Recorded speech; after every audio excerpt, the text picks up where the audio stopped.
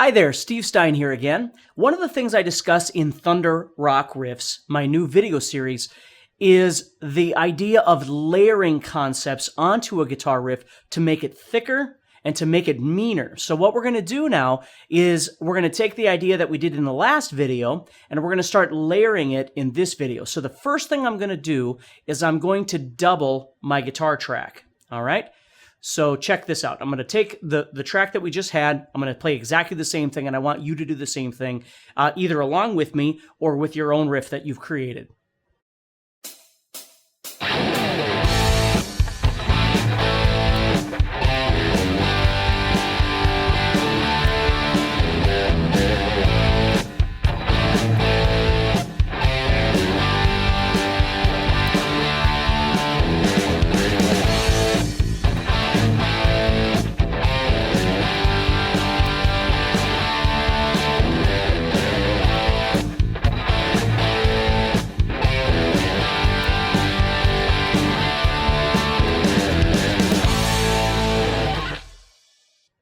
So you see now what I could do is I could hard pan one of the guitar channels to the left and the other one to the right. And it's going to, as I keep continually adding that same layer over and over and over, that same guitar riff, it's just going to keep getting thicker and thicker.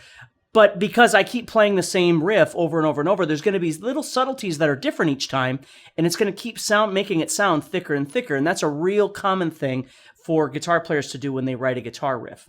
The second thing I'm going to do now is I'm going to create a completely new element to my riff to layer it even further. So what I'm going to do is I'm going to add in the element of palm muting, again, just to tuck inside there to create yet even thicker sound to my guitar riff. So check this out.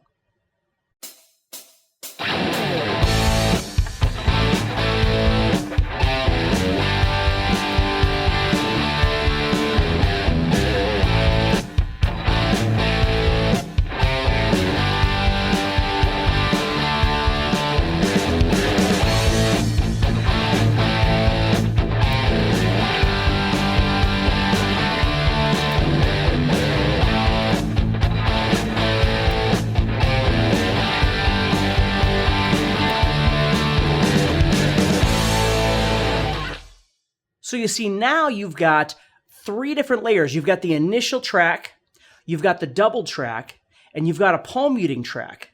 And we're putting all of these things together. Now again, what I want you to do is practice the elements that I've given you. See if you can put all of these pieces together. If you've got the elements of recording at home and you've already started doing your own riff, I want you to explore these two ideas. I want you to be able to double the track that you just played, the original track that you played. And it's very important that you can replicate that track. For instance, if I go in the studio and I write a guitar riff, I need to be able to double or quadruple or whatever it might be that track over and over and over. So I don't want to improvise the track. I want to know exactly what I'm doing so I can replicate it. So that's what you're going to do. That's the second element that you're going to do. The third element is I'm simply layering by palm muting. So you'll notice as I was palm muting that track, what I was doing was just playing it in all downbeats. So I wasn't trying to shift my palm muting in the same syncopated parts that I had done earlier. What I'm doing right now is simply going.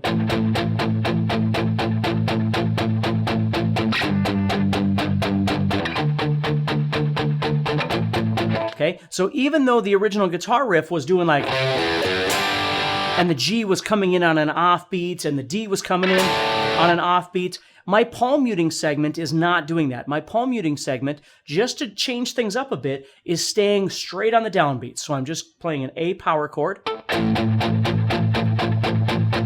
G, D, then G. Or excuse me, A, sorry about that. Just over and over and over. So I'm just creating a bottom layer underneath that riff.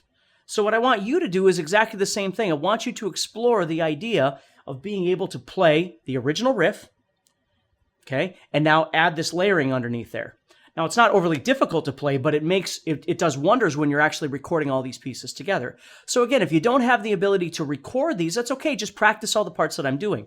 But if you do, I want you to again, send me your idea with these new segments, with the palm muting segment underneath your guitar riff, whatever it was that you came up with, and let me hear it. And please, again, remember, post your comments below. Let me know how things are going with your practice of what we're talking about, your understanding of what we're doing. And if you are, even your recording of what you're doing, go ahead and post that underneath. Send me a link and let me hear what it is that you're doing.